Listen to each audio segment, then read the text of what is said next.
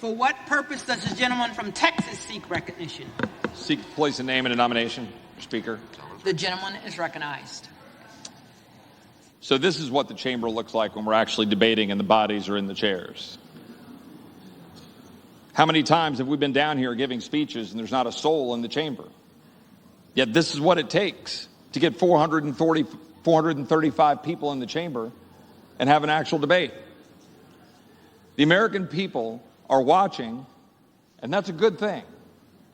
What we're doing is exercising our rights to vote and have a debate and have a discussion about the future of this country through the decision of choosing a speaker.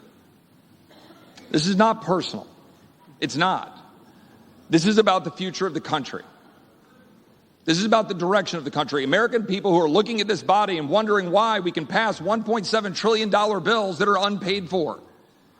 They can just slide in $45 billion for Ukraine but not pay for it. $40 billion for emergency spending and not pay for it. 10% increase in defense spending, 6% increase in non-defense spending and not pay for it.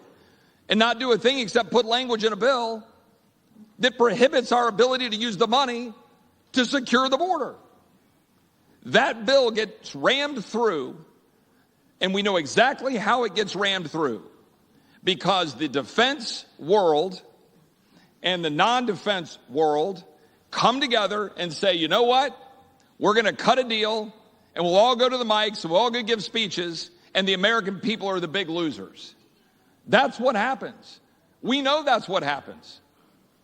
The Rules Committee sits up there and passes a bill, sends it to the floor, and we have no debate on the floor of this body.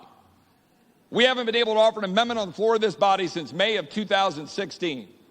The former leader and I have discussed this right here. That's true. But the fact is, this place has to change. It has to change. And the change comes by either adopting rules and procedures that will make us actually do our job, or it comes from leadership. And people ask me, what do you want? I want the tools, or I want the leadership to stop the swamp from running over the average American every single day. We can't keep doing this. I'm going to sit here until we figure out how to stop spending money we don't have. I don't want any more empty promises. I don't want any more, oh, don't worry, trust us, we'll do it. I want to know that we're going to be able to exercise our rights as a member of this body to stand up for the American people and actually fix this country. And it's not going to happen when we use our men and women in uniform in defense and wrap ourselves around that and then spend more money that we don't have, weakening that defense, weakening our country in the process. But that's what we just did. Ladies and gentlemen, I am asking for us to come together and figure out how to solve these problems. And to do that, I'm going to do what I did my very first act as a member of Congress, or as a congressman-elect, and nominate Jim Jordan for Speaker.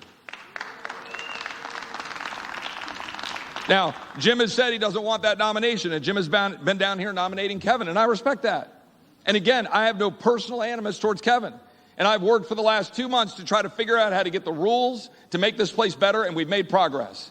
But we do not have the tools or the leadership yet to stop the swamp for rolling over the American people. Jim has been doing it. He has a track record of doing it. And for those reasons, I am nominating Jim Jordan from Ohio for Speaker of the House of Representatives.